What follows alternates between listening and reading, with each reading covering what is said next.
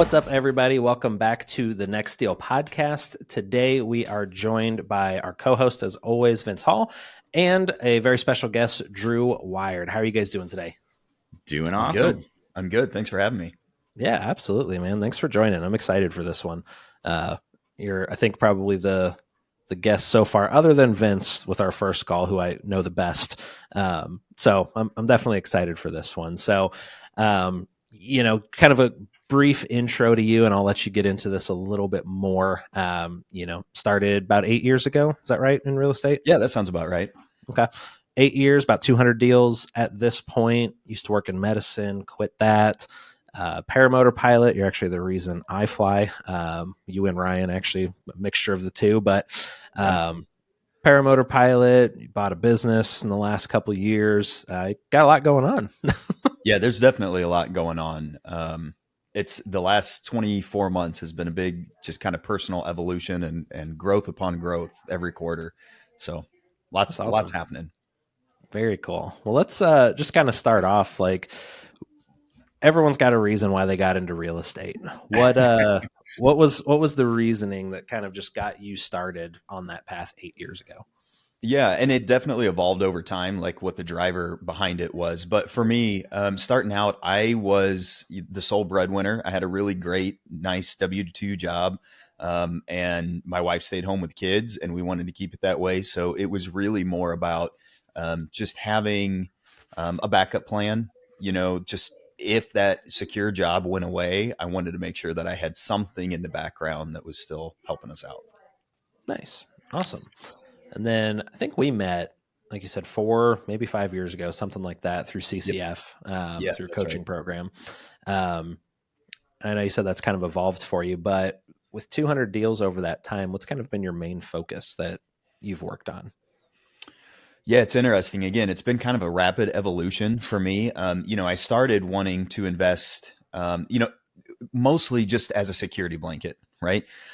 But I came to CCF maybe a little bit different than a lot of other people in that my primary goal was to build my rental portfolio. I had probably 20 doors, maybe 25 doors by the time I came to CCF. And I really wanted to learn marketing and direct mail and all that kind of stuff because the MLS deals were starting to dry up. This would have been like 2019, things like that. And my standard methods of getting properties was starting to go away. So I came in really wanting to know, how do I stack my rental portfolio more? Like, how do I build that and grow that? Because I'm I want passive income, like long-term planning. I will take some transactional income, and I need some of that every now and then. But that's probably different than most, wholesalers that come into the space. That's a good point. So with the 200 properties as an example. So I know you've done some transactional stuff in there. How many doors are you up to now that you're holding? It has gone up and then it started to come down. My goal is actually to have fewer because I've started to transition into a lot of commercial properties. So if I can sell 5 houses and buy one, warehouse or something like that, I've started that process. But right now I'm at about 50 doors, give or take. Nice. Cool. So is the transferring over to more of the commercial side, like what's the reasoning behind that? Is it just kind of not having to deal with so many, renters at one time? Like what's the mindset behind that? Yeah, there's a number of things. One of the biggest mistakes I've made as an investor is not scaling up early enough. Where I live and where I work and operate here in Fort Wayne, Indiana, rentals work really, really well, like almost too well, where you can just keep doing those deals over and over and over and never really look at doing anything bigger. And the reality is I can either do 10 deals on the residential side, or I can do one commercial deal and they're almost equivalent. Yeah. I get that. And honestly, like, people will tell you bigger deals are easier, like just do bigger deals. And like, I get it. It's a little intimidating to go that route, but they're 100% correct. Like they are, for the most part, they're easier. There's some different baggage and some different risks and things that you need to understand. But right now I don't know, I'd probably say maybe 50% residential and 50% commercial and warehouses and things like that. Yeah. So is it easier and just the fact that the players are bigger and have more experience, or what's the easier part of it? Yeah, and it kind of depends on what sort of commercial assets you're going after, because commercial includes storage and retail and office and industrial, and you kind of have to niche down a little bit um, to compare them. But we tend to focus mostly on industrial. We have some retail, and maybe we'll do some more of that, but mostly industrial warehouses. So for us, I think it's easier because, on the residential side, if you're mailing people, talking to people, these are their homes, right? There's emotion involved.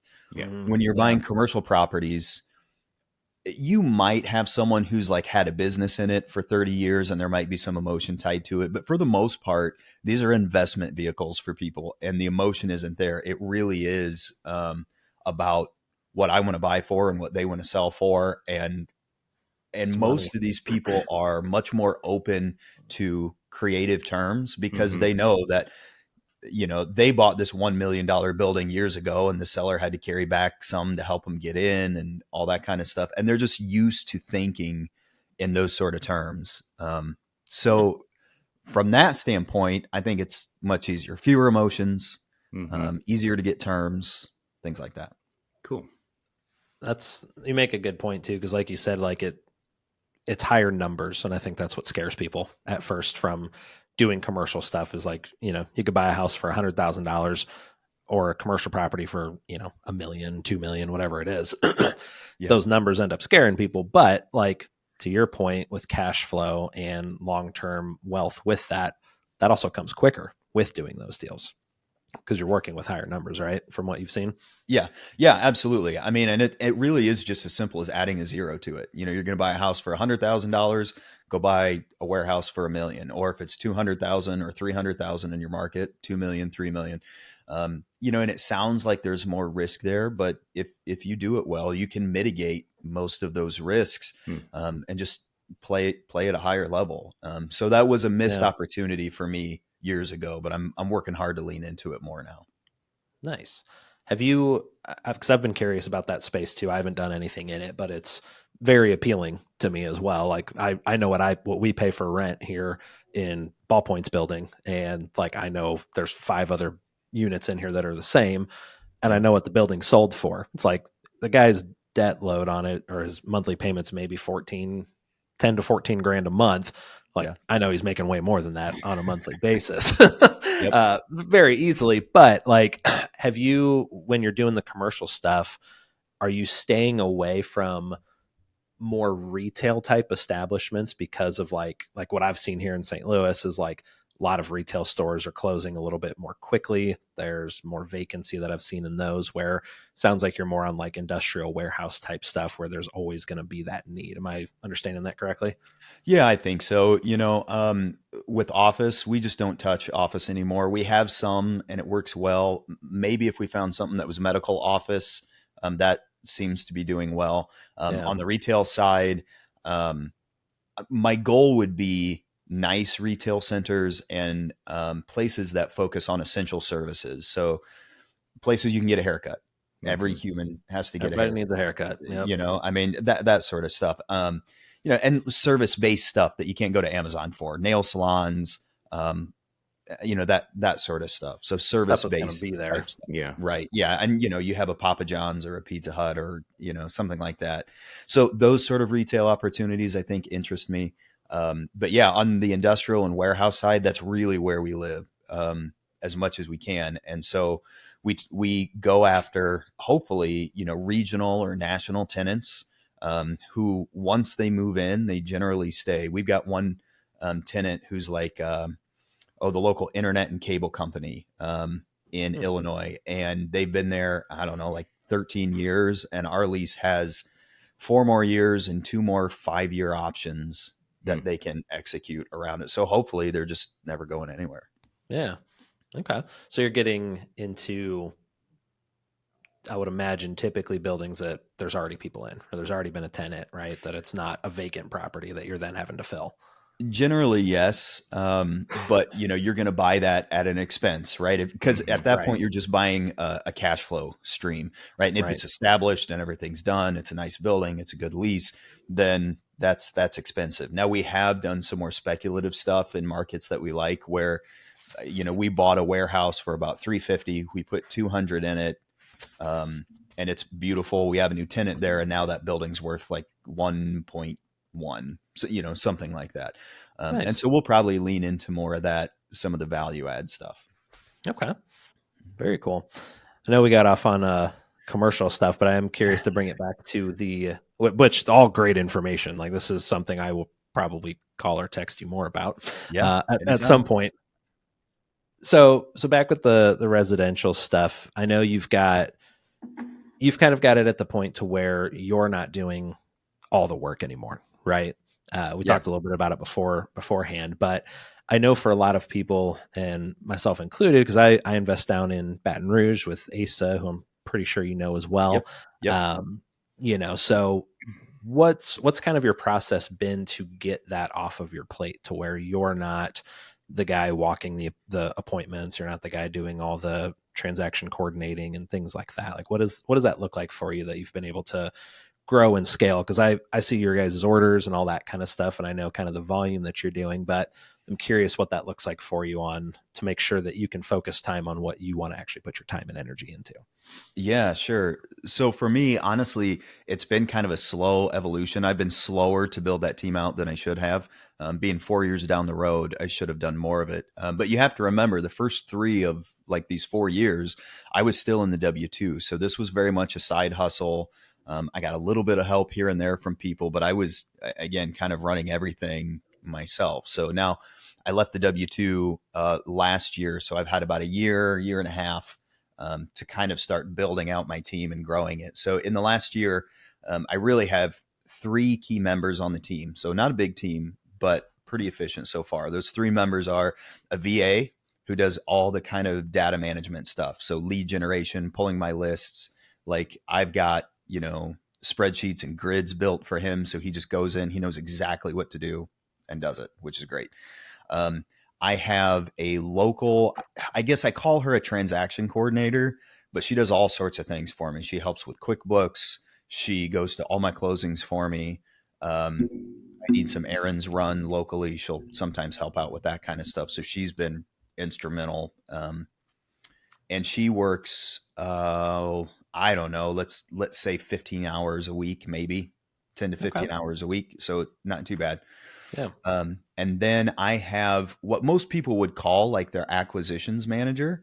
But it's really more a collaboration between he and I. It's not a partnership like anything that's formal, but he's a guy who's phenomenal at selling. He's great with people. He closes deals really, really well, which is hard to find, as you and I'm sure your audience knows. Yep. But he doesn't, I don't know, like, he's tech savvy when he has to be, but he doesn't want to have to build out CRMs and online marketing and like run the tech side. He also doesn't have a lot of access to capital like I do. So he runs the CRM. He goes and visits people. He takes all the pictures. He makes the offers. He negotiates. He gets the contracts. And then my role really anymore is high level decision making. I go find the money. I track all the overall projects. If we're going to flip something, I will kind of oversee the project, but I try to minimize my flips. And so I just kind of lead from a high level and make decisions for the team as a whole, but they're the ones executing. Nice. With where you're at now, are you focusing? I know you kind of were pretty heavy into buying and holding. You've kind of cut back and are selling some stuff. When you're doing those deals now, are you still buying and holding, or are you just wholesaling or flipping, or what's that that breakdown look like for you guys? Yeah. I wish I could give you a black and white answer, but honestly, as the market changes and shifts, properties cash flow different than they used to. And sometimes properties flip different than they used to, and things like that. If I took the market out of it, I would tell you, I want to buy and hold everything. I don't want to sell anything. Right? The magic of real estate is holding it forever. Yep. And yes, there are counterpoints about return on equity, and there's always a time to sell. But at heart, I want to hold everything. Yeah. But everything that comes across my plate is not a property that I should be holding. So I try to keep maybe 1 or 2 out of 4. and our goal is to have at least 4 deals a month. Okay. Sometimes we have much more. Sometimes we have a slow month, but I try to keep 1 or 2 a month. And right now, I don't like the way that flips are going. They're harder. They have to be perfect. They have to be above and beyond. They have And to even look still, very unique compared to very what you unique. used to be able to do. Mhm. Yeah, exactly. And I'm not in the unique business. Every property I have gets painted the same color. They have the same carpet. They have, so I'm not doing fancy flips, mostly because it's so time and energy intense. And we haven't talked about it much, but I've been acquiring businesses on the side as well. And so now I have 3 businesses that I own. And though, I mean, we have like 70 employees at those business, we're pushing for 10 figures in revenue. And like, that's really where most of my time needs to go. So flips just don't get my attention. So Yeah. I will usually keep the properties as rentals, or I will just buy them outright and put them straight on the MLS without really touching them. Got it. Almost like a wholesale type thing. Mhm. Yeah, 100%. Yeah. Are you because I know Fort Wayne is it's similar to St. Louis, but also different because it's smaller. Price points are a little bit different in that area. But Yeah. with the properties you are buying and holding, are you noticing, like, because what we're noticing here is like what you used to be able to cash flow $200 a month, like, is pretty minimal at the moment right now. So I know a lot of people that are doing like midterm rentals in the meantime, things like that. But with your buy and holds, are you noticing a similar trend in your area with interest rates and things like that kind of dipping into that? Yeah, very much so. Not only with the interest rates, but we have been one of the cheapest markets in the nation forever. And so all of a sudden we've seen tons of inflation, but we're catching up in a very rapid way. And the rents just are not keeping up with the value of the houses. And so it is tougher to make that happen. There's some strategies we have to help mitigate some of that. I've done a lot of land contracts recently where I'm providing the financing. So I'll buy it outright, and then I'll get a bank loan behind it, but then I'll sell it on terms to someone locally, and they'll bring 40 or 50,000 down. And that's been a really, really great fit. And I've been doing that for years and years and years. So that's been a good fit. And you had mentioned the midterm rentals. I've been doing that for about a year. Oh, cool. I didn't know that. Yeah. Yep. And I don't like the short-term stuff. I don't like the quick turns, but, 30-day minimums for traveling professionals and things like that, where I used to get maybe 1,600 in rent, we're getting 4,200 a month, like just bonkers money. Yeah. Now it's very select houses. We focus on much bigger, like nicer. So 4 bedrooms at minimum, 4 to 6 bedrooms. Oh, wow. We Really? we don't do any of like the 1 bedroom, 2 bedroom, because the market is so saturated that it's just nuts, and no co-living. Like, it's just, you get the whole house. And it's just been phenomenal. Interesting. Cause I've got some friends here in St. Louis, that have, one of them started in January. They've got 6 so far. Another guy started like 3 years ago. He was like 35, 36, something like that. Yeah. And the interesting trend I've seen here is they're all focusing on like 2-bed, 1-baths, but are within like 10 to 15 minutes of like Forest Park, St. but Louis like City. Yeah, St. Louis City, like the hospitals, things like that. So with the bigger rentals, are you still getting like the same type of like nurses and things like that traveling, or is it a different type of person? Sometimes it's families that need to travel, but honestly, our biggest customer is people who have like a house fire and the whole family's displaced for 7 months.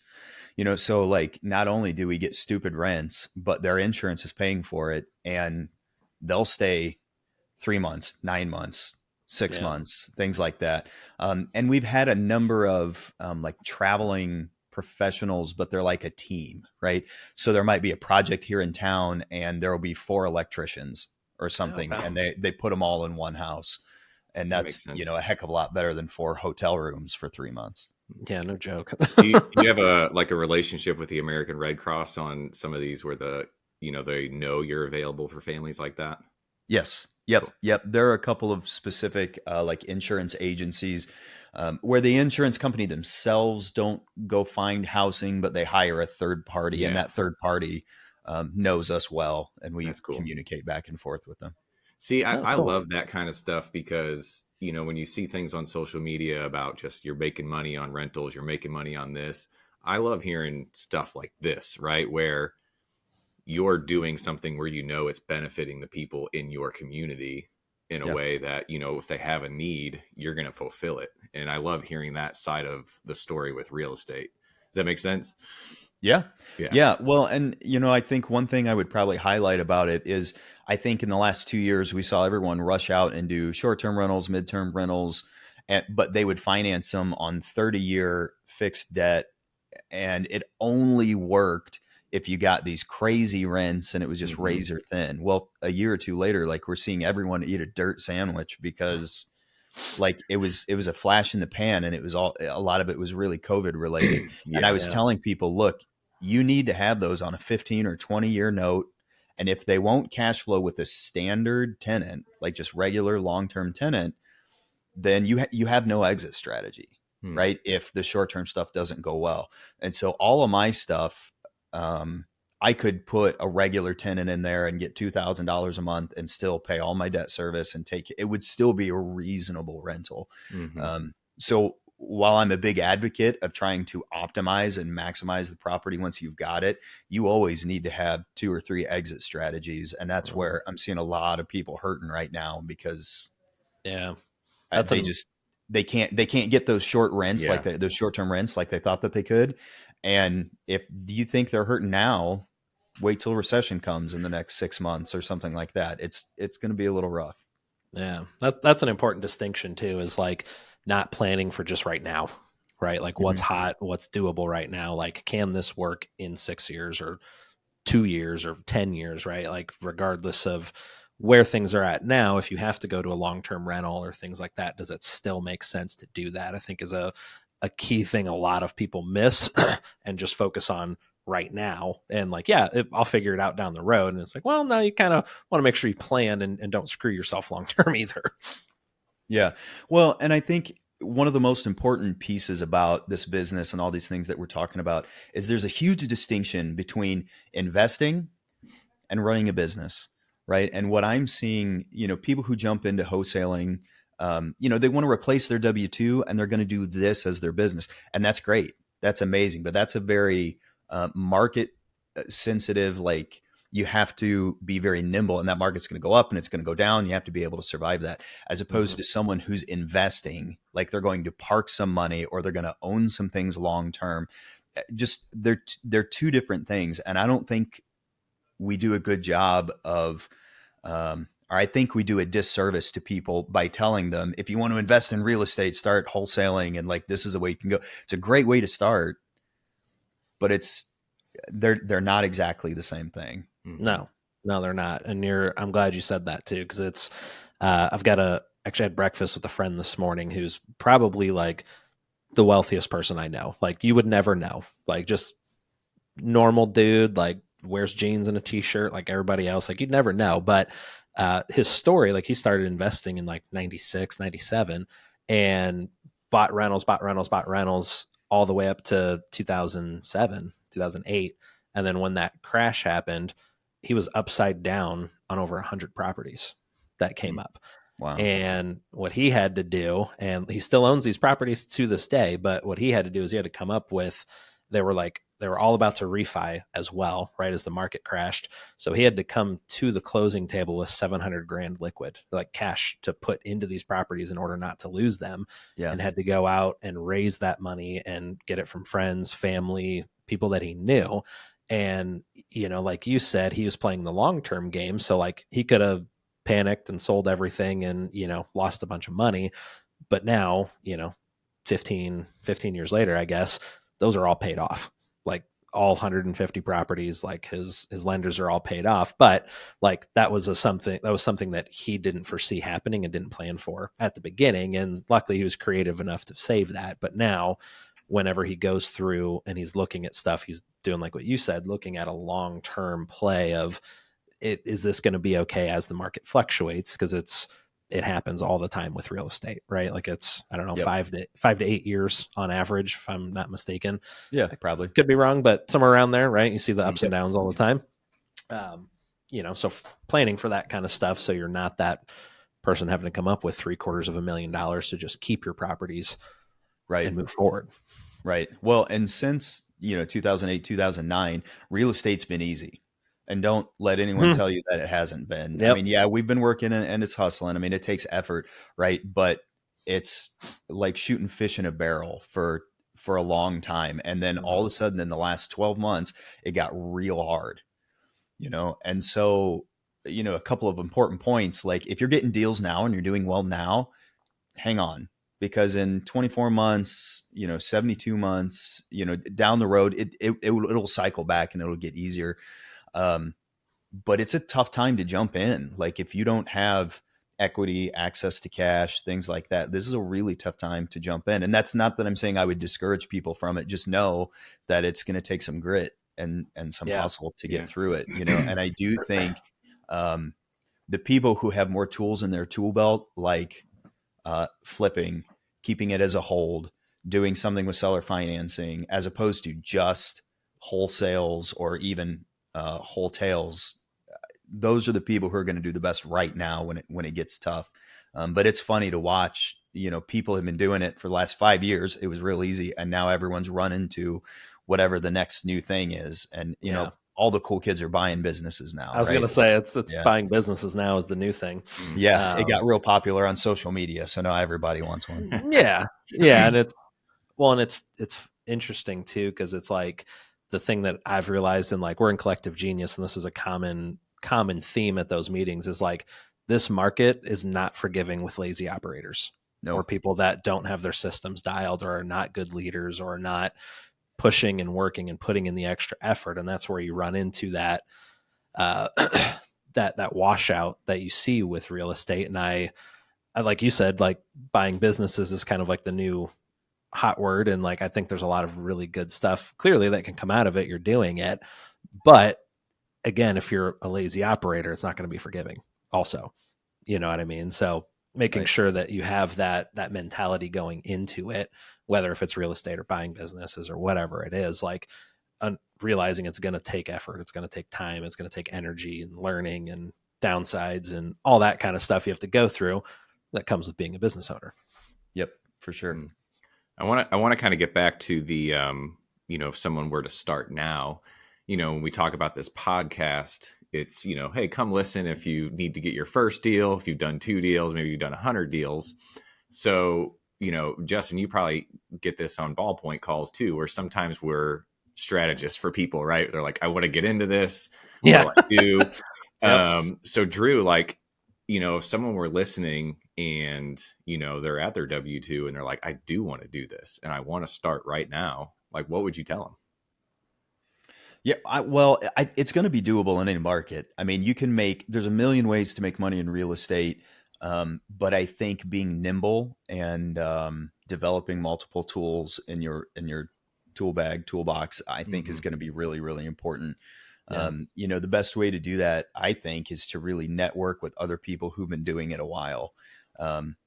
You can jump in and you can start your marketing and you will get leads and you'll get deals. Like my team's still doing it right now, Yep.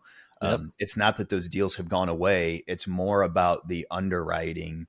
And, I might have been able to pay 75 to 80% of the value for a house and get away with it. And now I've really got to be like 65, 70%. And, luxury markets, at least where I live, are really hurting. But the stuff that's, blue collar, average American houses, I mean, they're still hitting, firing on all 6 cylinders, so. But those are things you learn by hanging out with people who are doing it. And it's good to hang out with national people like in masterminds, but you got to get with the locals too and know your local market and see what's working. So I think when you have when the sands are shifting beneath your feet in a market like they are now, and you don't really know where we're going in the next 12 to 24 months, I think you need to really spend time with people in your market just to hear what they're saying, see what they're experiencing, and, just almost daily or weekly be sharpening your sword, because it's you have to be able to pivot along with your market. Drew, I love it, dude. You are dropping some quotes, man. They're going to be yeah. I love it. Yeah. Oh, and there's a, for me too, there's an important distinction in there too when you're hanging out with people that are doing deals and stuff like that. Like I always try and make sure I surround myself with people who are further along than I am. Right. Like I Yeah. can go to Ria's and hang out with 75 people that are, doing deals, but like I want to be with the top 5 people in that room that have gone through these issues or gone through these changes and learned and understood and grown. And like we call it in another mastermind I'm in, like we call it cheating. Like I learned how to cheat in high school, unfortunately, because I was bad at it. But like in business, cheating from other people and learning what they're doing and how they're doing it and what that shortening that learning curve helps you get further along easier and be able to weather storms like this that are challenging and require a little more work. And they're going to be real with you. Yeah. Yeah. Oh, yeah. You know, like they're going to be real because they have the experiences and they have the, the anecdotes to kind of tell you, hey, here's what I've been through. Here's how I know how to get through it, without kind of, what's the word I'm looking for? Just kind of, pushing it under the rug. Like, when you have people that are your peers, they want to look better than they really are. And the people that have been there are going to say, no, this is actually what happened and how I got through it and such. Right. Yeah. Less theory, more actionable. Right. Like, Yeah. do this, do this, do this. Yeah. Not just, oh yeah, go buy a commercial property. Like, but how? What do I do? Teach me. Right. Give me the steps. Let me get you in contact with Drew. Yeah. The other thing I think that I would give people as advice right now is, a lot of people want to start wholesaling so that they can leave whatever miserable job that they're in. And that's an admirable thing. And they can absolutely do that. But I have seen a lot of people find success with that. I find a lot of people who have struggled with that, and then they go back to either the old job or something else. And my encouragement, at least my path, and not that it's right for everyone, but my path has been passive income. Passive income is what set me free. Investing, owning, growing that portfolio. The wholesaling is a great way to keep bread on the table and keep moving things forward.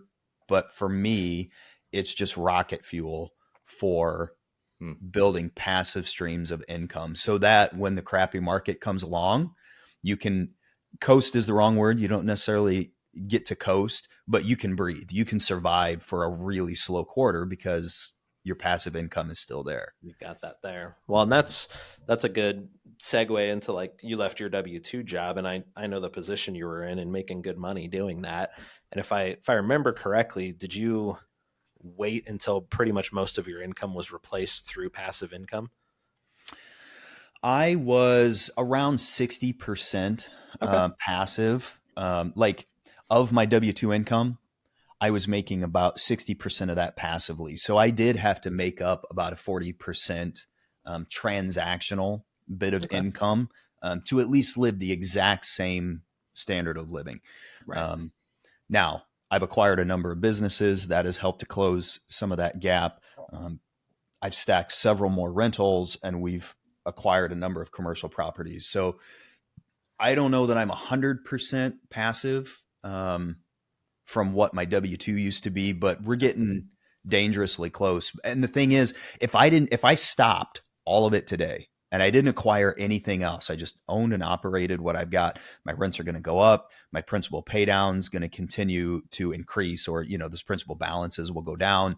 The tax benefits are, even just the tax benefits, like the way I was taxed on my W-2 income versus how I'm taxed now. Like my income doubled this year, but I paid zero in taxes. Like I don't need to make the same thing that I used to make because I have passive income investments and passive losses and all these different strategies now. Yeah. It's just a different game. Yeah. That's cool. No, that I'm glad you said that, because I know a lot of people that have done that as well, where they've like, nope, I'm quitting my W-2 job. I hate it. I'm going all in. And like you said, we've seen people do it and become very successful. But if you're someone who doesn't have that high of a risk tolerance, because I know there are people that just don't have that same level of risk tolerance, even though they might want to, like building that, it's very doable to do it while you're still in a W-2, right? Yep. Like there's tons of people that do it. I know people that do it all the time and they're still in a W-2 job, building a portfolio. They're doing that on the side. And it's, A good example of the guy that I told you about who owns 30 midterm rentals here in St. Louis still has a W-2 job, still full time. It's in real estate, so that helps. But it's something that he does while he's there. He tries to buy one a month, has his team go in, does a little bit of a rehab, furnishes it, lists it, and it's good and it's gone. So that's cool. Glad you said that. Yep. So Drew, when you decided to leave your W-2, we like to also talk about family on the podcast. So what did that look like? Are you married? Do you have kids? I don't know that. So Sure. Yeah. So I've been married, well over 20 years. I think we're pushing 23 years. Okay. We've got That's 4 great. kids, and they're 14 to 22. So half of them are adults, right? So I had older kids that are a little more, I don't want to say they're less time intense, but like there's no more bath times, right? Like I don't have to cut their food at dinner, like that sort of stuff, which is, that would have been a tougher thing when they were younger for sure. So they have some independence, and that helped a little bit. The flip side of that, though, is they're way more expensive when they're older. There's sports. Oh, great! I'm going vehicles. right into that season. Vince has 5 kids, so yeah, brace yourself, brother. It's gonna be exciting. Everyone thinks that maybe it gets cheaper because you don't have diapers and you don't have daycare and all that. It's not. And like my son, big time football player, and the football team like lives at my house, and I mean, I've probably acquired 500,000 frozen pizzas in the last 2 years, so it gets spendy. I get sports in general are just spendy, like getting the kids to, and sports activities and stuff. So, what did the conversation look like to, say, hey babe, the W-2, I'm leaving it. We're doing this. Like, I just love to hear that kind of conversation. Yeah, sure. I think that's probably good conversation. My wife has always been really slow to take on risk. She didn't like the real estate at first. And I wish I could tell you that I was a very understanding husband and we were in unison and it was like butterflies and rainbows. It wasn't. I said, if I'm going to be the sole breadwinner, then I am accountable for the financial well-being of the family. And so I know you're not excited about this, but we're doing it because it's important, and I'll communicate about it. We're going to talk about it and we'll go one step at a time, but this is something we need to do if you want to keep staying home and be a stay-at-home mom. And she has been okay with that. Now, as time went on, if we flipped a house, we would try to take $3,000 of it and go on vacation or something like that. So I could share the fruits of those labors. So she had an appreciation for, hey, we needed a new truck, right? Okay, well, here's $5,000 as a down payment, and it came from that house you didn't want me to go work on, and that sounds manipulative, but it's really to say like, hey, we wouldn't have this if we weren't doing this thing on the side. So for a long time, we did that for years and years. When it came to the W-2, I would say like maybe in 2019, 2020, right before COVID, I was really miserable, not enjoying my job. And I was complaining about it all the time at home. She eventually said, look, I will listen and I want to hear what you have to say, but I can't fix this for you. Like you're going to have to stop complaining about it or do something to fix it. Which was good coaching because it was the impetus that I needed to say, okay, like then we're going to rip this cord. But I was priming her and getting her used to the idea and showing her what it would look like for probably a year and a half, and we collectively set a date as to when I'd like to retire, and she could see it coming 9 months out and 6 months out and 4 months out. And because I know the moment, hey, next week I'm done. Yeah. There was none of that. I mean, it was a plan and it was a strategy because, if I were a single person or maybe it was just the two of us or whatever, you can afford to drown, right? But when there's 6 of you and everyone's dependent on you, you need to have a plan. And so, I didn't want it to be an emotional knee-jerk reaction type of thing. So that's how I kind of led her into it.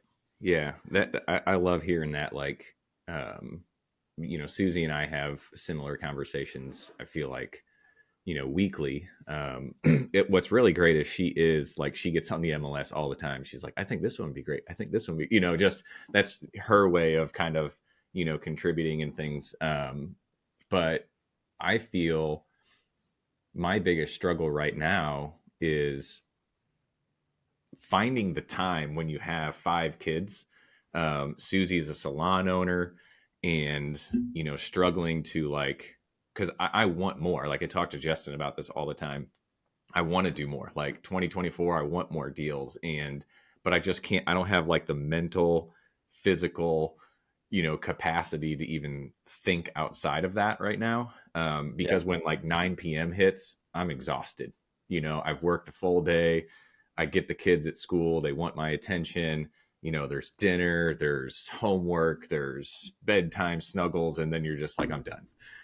So I can't even get on Deal Machine and do virtual driving for dollars at that point. You know what I'm saying? So like, that's where I'm at right now. And hopefully, some things can shift, but I'm just like bursting at the seams to just do more.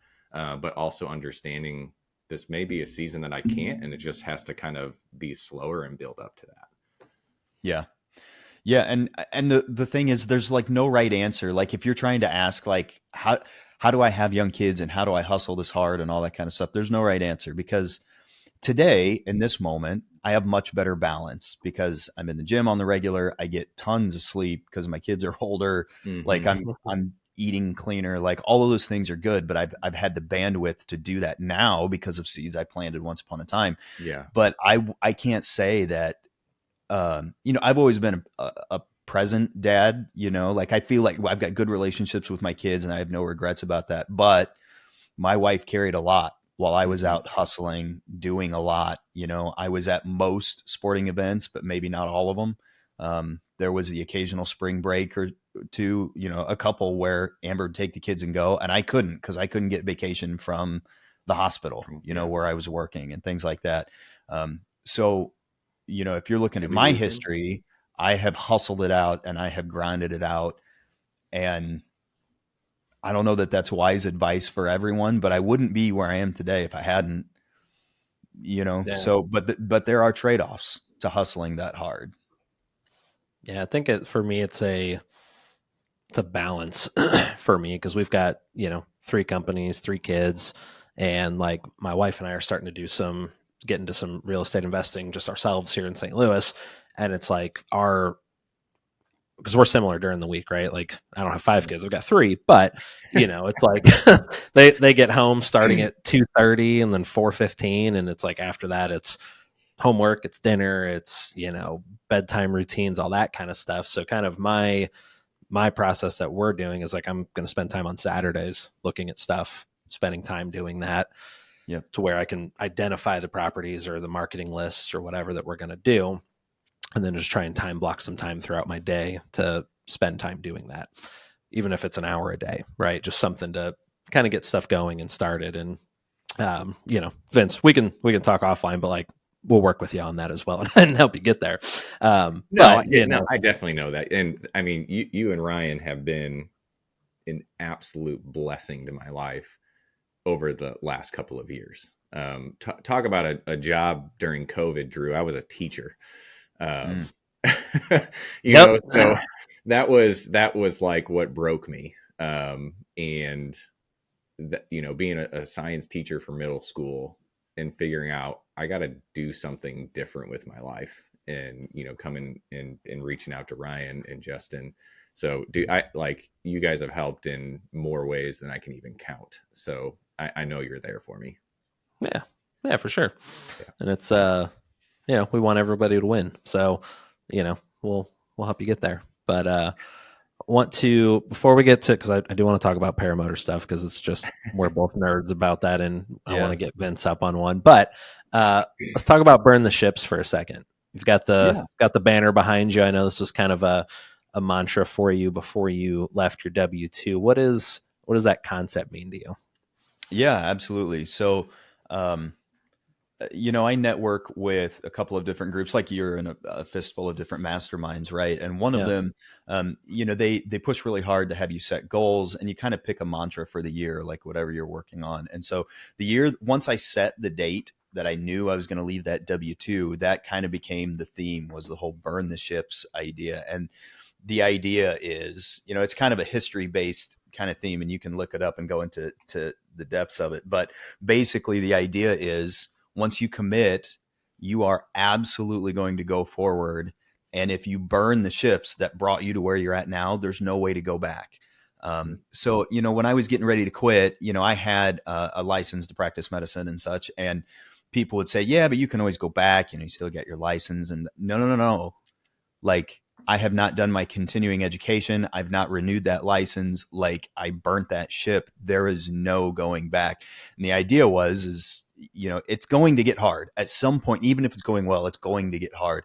And when it gets hard, it gets scary. And when it gets scary, you do fear-based type of things, and you will go back to what you hated, what you forget you really hated once upon a time. And you'll do it out of fear, right? Yeah. So for me, that whole thing was, I'm full out going to burn the ships. I'm not going back. And once I kind of locked in that mindset, I haven't even thought about going back. Yeah. And that's, want to make sure people understand too. I don't think it's burning the bridges and like ruining relationships of where you were at, but it's going all in with what you want, with what you're doing. Like you said, not doing your continuing education to keep that license, right? Like I don't want the option to come back here. And I think there's an important distinction between like burning bridges and burning ships. Yeah. Yep. For sure. Got it. Very cool. All right. Well, let's chat about paramotoring just because it's fun. This is something we both do for fun. I could tell Vince all the time, I'm going to get him up. I've got my tandem rating and stuff now, so I need to take him at some point. So you've been doing it longer than me, but how did you get into it originally? Yeah, honestly, 2018 is when I started. It was football season, and I was hanging out at the middle school waiting for my son to get done with practice, and I saw a guy buzzing around, and I just sat and watched him for like 15, 20 minutes, and he wound up landing. And I'm like, okay, well, now we got to go talk about this. So I chased this guy down, talked to him for a couple of minutes, and 2 weeks later, I was in training. But I have no previous flight pedigree. Like it's not like Dad used to be a pilot or anything like that. Yeah. And it really came to me at a time where I needed something that wasn't family and wasn't work, like something for myself, something to try to stay fit for, something to, just, as like your mind can be clouded. You can be a hot mess. The world's on fire, right? But when you run up into the sky, all of that crap stays on the ground for those nothing else that matters, 60 minutes or whatever, right? Yeah. Because you're focused on what you're doing. And it's the epitome of freedom, right? Now you have to come back to Earth, and you'll deal with that when you come back down, but you run out of gas eventually, but yeah, yep, exactly. So that's what it's been for me. And then, I'm so type A that I lean into all of the acro maneuvers and like high end training and all that kind of stuff, because I just want to keep growing my skill set. And so that's been my journey. That's cool. Yeah. I wish I would have started sooner, but I'm glad I did. I'm glad I started when I did, because I think the first time I ever did it, Ryan tricked me into it. We were at a mastermind in LA, and he had shown me some videos of paramotoring and paragliding, and I was like, those people are nuts. Like, that looks insane. And he's like, but it's kind of cool, right? And I was like, yeah, it's kind of cool. And then the next day he's like, hey, we're going to go train today, like, and do a day of paragliding training. And I was like, no, we're not. He's like, I already paid for you, and it was $500. So you're going. And like, at that point I was like, I don't have $500 to pay you back, so I guess I'm going to do this. And like, dude, I don't know if you know my background with it at all, but like I used to be terrified of flying. Yeah. Like, I think I've talked about it, I don't know, on some paramotor podcast actually. Yep. But like, I watched a plane crash on a runway when I was a kid and explode and kill the pilot at an air show. And it was like, after that, I was like, no, I'm staying on the ground. I don't need to be up flying. I'm good. And like, for me, when I finally got into it, it was a big part. The only reason I did it was like, I started traveling more for work, and I hated like taking a Xanax before I would fly or freaking out on the flight the whole time. And I'm very analytical. So I was like, well, if I can maybe understand how flight works and how planes operate and flying works and all that kind of stuff, maybe that's the thing. And did some private pilot lessons and stuff like that. But ultimately, like it was one of those things where I was like, all right, I need to get over this fear and like actually learn it. And it was one of those things. I remember my first flight, and I think I probably was texting you and Ryan when this happened, but I was like, as soon as I went up, I was like, nope, I want to go back down. I want to be back down on the ground immediately. But it was like, as soon as you land from that first flight, it's like, I don't know if I ever not want to do this now. Like, this is the most exciting, fun thing that's out there.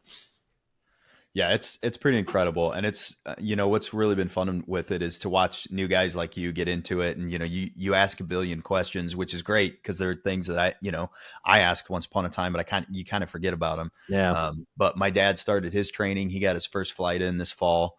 Oh, did he? Nice. Yeah. And he's 63, 64, so like it's super accessible and it's the safest form of aviation that there is, like statistically. And like, cheapest. There's just no reason not to. Yeah. See Justin in 25 years, I'll start. He's 63, 64. I mean, I'm just saying my son was 11 when he went with Drew. So I think we could get you up there. Yeah. Yep. Drew, do any of your older kids fly? None of them fly on their own. All 4 of them have gone up. My wife will not go. And that's okay. I'm okay with it because it'd be like trying to give a cat a bath. Like she would just flip out.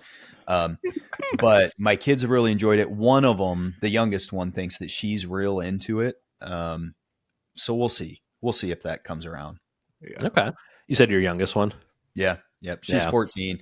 The tricky thing is, with teenagers, they're real into something one day and then maybe not so much the next day. Yeah. So she keeps bringing it up though. So we'll see. It's a big financial commitment if they're not going to stick with it. Yeah. It's, you're putting out 10 to 12 grand, if you're buying new, right. To get into that. So yeah. Cause I know when I was a kid, dude, I had a different hobby I wanted like every week where I was like, I want to do this. I want a dirt bike. I want a motor, I want this, I want that, I want that. Yeah. And never stuck with anything. So I totally get that. What, is there like, cause I like with paramotoring, there's no like minimum age requirement, right? Like one of the people that trained me was 13 or no, she was 15 when she was training me, but her first flight was 13. So she had been around it her whole life and stuff like that. But is there a specific age for you that you would say like, yes, let's do this, or maybe not yet? Not really. I mean, they're going to have to be big enough and strong enough to carry a motor on their back. So that's kind of the rate limiting decision. And I think, there are some 13, 14, 15-year-olds that have a level of maturity that others don't. Yeah. And you can kind of see and assess that because they are going to have to, 1, not freak out, but 2, make good decisions, And so I think you have to look at it case by case as opposed to, setting a minimum age. That was kind of my thought too. Cause my middle daughter, she's only 8, so still way too young, but she is like that child that is just good at anything. Like no matter what it is, she picks it up in 5 minutes, like gymnastics, rollerblading.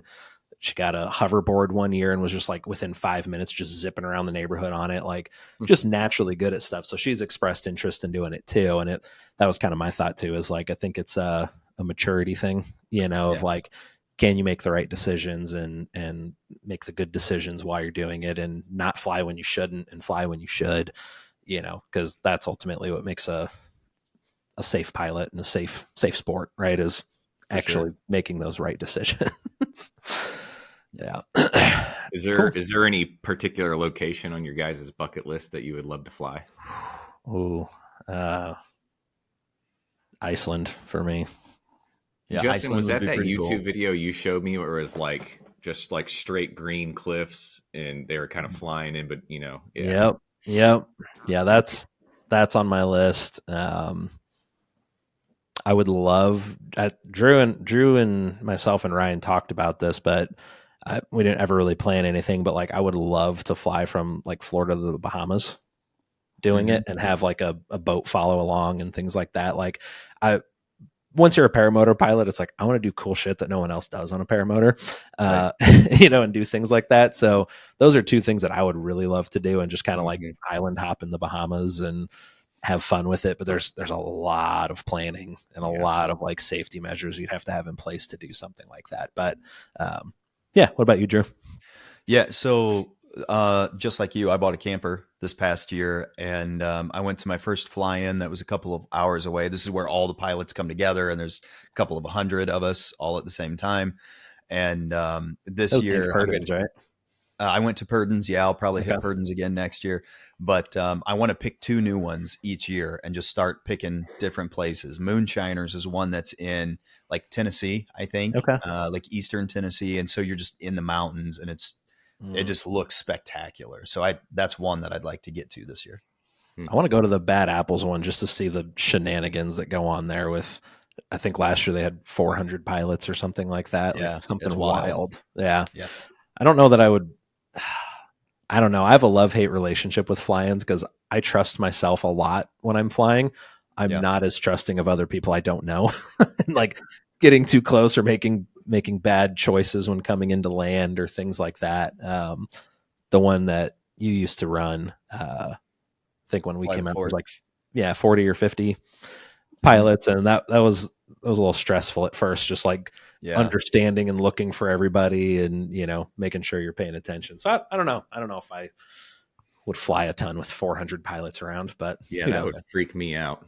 Like It's a cool sight though. It's like I know I'm a good driver on the road. It's everybody else that are idiots. That's what I would feel like up there, Yeah, that's pretty accurate. As Yeah. we had a couple times, and it's I don't think it's anything intentional, but it's just like if you're not 100% paying attention, have your head on a swivel, like you're just going to do something that someone else might not see or not paying attention for. So yeah, cool. Anything else either of you guys have as kind of like closing argument, or not arguments, but closing things Closing to talk comments. about? Yeah. Drew, any questions for Justin or I? Man, I don't think so. I mean, I know you guys probably cater to a lot of people getting into some of the things that we talked about earlier. And, I don't ever want to be negative about, the market or how tough it is, things like that. There is great opportunity. And if you've got the mindset and the motivation to do it, you'll be just fine. But I would just encourage people to be nimble and flexible right now, just because the market's changing and we just never kind of been in this climate before. And so, kind of come at it with a grain of salt, network with a lot of people and have multiple exit strategies. If your only method is to wholesale this property, maybe exercise, the mental exercise of like figuring out what else you could do with it, because it's just a little tougher and a little different than it was 2 years ago. Yep. Agreed. I really appreciate you hopping on, man. This was a fun one. Where can people find you if they want to follow along with what you're doing? And I know I've seen some of your flying investor videos and things like that. So where can people follow you if they want to check you out a little bit more? Instagram, I'm the flying investor. That's probably the easiest place to find me there. Facebook, you can search me out. I do some TikTok stuff here and there. So, but I don't have, a big course or anything like for people to jump into. So, I put stuff out on social when I feel it, and as opposed to try to grow a following. And so follow along. We'll have a good time. Cool. Awesome. Well, thanks, man. I appreciate you hopping on. Vince, thanks for hopping on as always. If you guys haven't liked, followed, subscribed, anything like that, make sure you do that so you can follow along as we get more of these interviews out. And yeah, thanks for your time, Drew. Appreciate it. Yep. Thanks for having me. See you guys. All right. See ya.